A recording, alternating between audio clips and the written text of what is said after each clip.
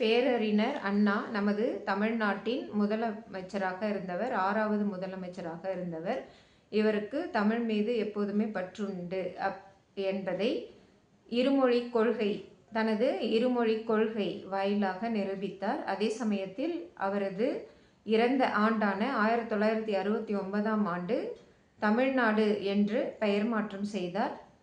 இவர் 6வது முதலமைச்சராக தமிழ்நாட்டில் அறியப்படுகிறார். இவர் மிகச்சிறந்த பேச்சாளர். எனவே தென்னாட்டு பெர்னாட் ஷா எனவும் அழைக்கப்படுகிறார். இவரது பேச்சாற்றலுக்காக தென்னாட்டு பெர்னாட் ஷா என அழைக்கப்படுகிறார்.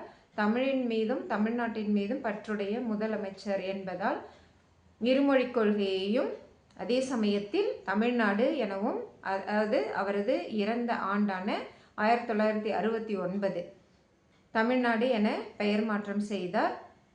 3/2/1969 இன்று அவரது இறந்த தினமாகும்.